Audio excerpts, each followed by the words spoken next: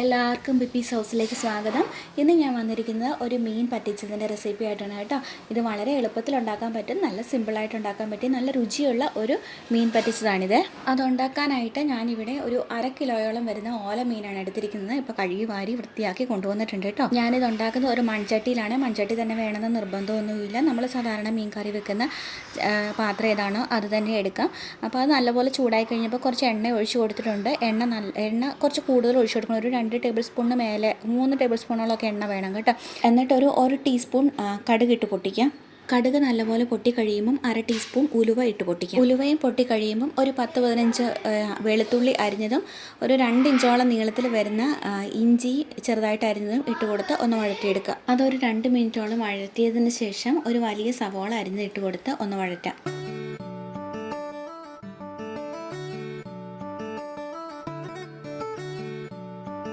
1/2 teaspoon ഉപ്പ് കൂടി ചേർത്ത് കൊടുക്കുന്നുണ്ട്. അപ്പം സവോള പെട്ടെന്ന് വഴന്ന് കിട്ടിക്കോളുമല്ലോ. ഇതിൻ്റെ കൂട്ടത്തിൽ ഒരു 2 തണ്ട് കറിവേപ്പിലയും കൂടെ ചേർത്ത് കൊടുക്കുന്നുണ്ട്. എന്നിട്ട് ഇത് ഇന്ന് ഇളക്കിയിട്ട് ലോ ഫ്ലെയിമിലിട്ട് മൂടി വെക്കാം. അത് മൂടി വെച്ച് ഈ സവോള വഴന്ന നേരത്ത് ഒരു ചെറിയ അരപ്പ് റെഡിയാക്കി എടുക്കാം. അതിനായിട്ട് ഒരു മിക്സിയുടെ ജാറിലേക്ക് ഒരു വലിയ തക്കാളി അരിഞ്ഞതും 3 തണ്ട് കറിവേപ്പിലയും കൂടെ ചേർത്തിട്ട് നല്ല പേസ്റ്റായിട്ട് അരച്ചെടുക്കണം.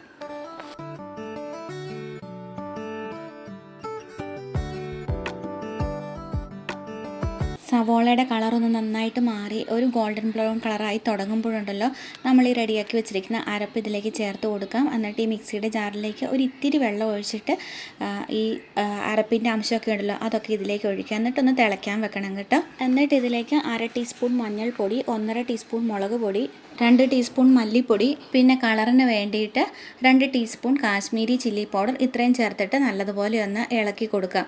ഇനി എരിവ് ഒത്തിരി കൂടുതൽ ആവശ്യമുള്ളവർ, ചിലർക്കൊക്കെ മീൻകറിക്ക് ഒത്തിരി എരിവ് വേണമെന്നുണ്ടല്ലോ, അങ്ങനെയുള്ളവർക്ക് കൂടുതൽ മുളക് പൊടി ചേർത്ത് കൊടുക്കുക കേട്ടോ. ഈ സമയത്ത് തീ ഒരു ലോ ഫ്ലെയിമിൽ തന്നെ ഇട്ടേക്കണം കേട്ടോ, അല്ലെങ്കിൽ ഈ പൊടികളൊക്കെ ഒന്ന് കരിഞ്ഞു പോകാൻ സാധ്യതയുണ്ട്.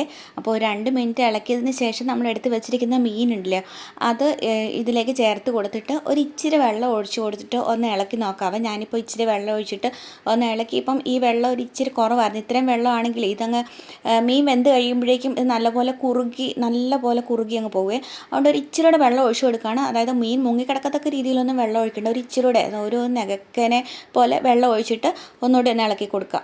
ഈ സമയത്ത് തീ ഒരു മീഡിയം ടു ഹൈ ഫ്ലെയിമിൽ ഇടണം കേട്ടോ.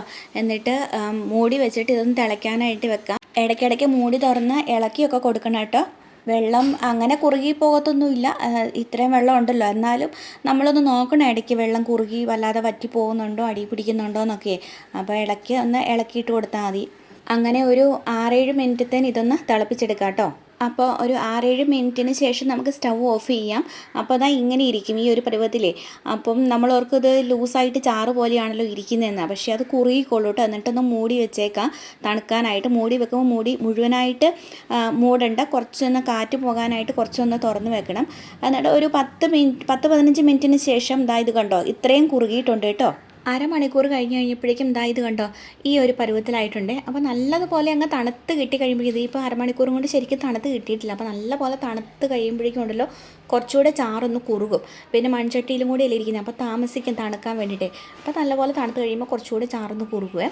അപ്പോൾ എല്ലാവരും ഇതുപോലെ ട്രൈ ചെയ്യണം. ചോറിൻ്റെ കൂട്ടത്തിൽ ഇതൊക്കെ ഉണ്ടെങ്കിൽ പിന്നെ വേറൊന്നും വേണ്ട കഴിക്കാനായിട്ട്. അപ്പോൾ നല്ല രുചിയാണ് ഇതിന്. അപ്പോൾ എല്ലാവരും ട്രൈ ചെയ്യുക. ഇഷ്ടമായി ലൈക്ക് ചെയ്യാനും കമൻറ്റ് ചെയ്യാനും ഒന്നും മറക്കരുത്. ഫാമിലിക്കും ഫ്രണ്ട്സിനും ഒക്കെ അയച്ചു കൊടുക്കണം കേട്ടോ. ബൈ.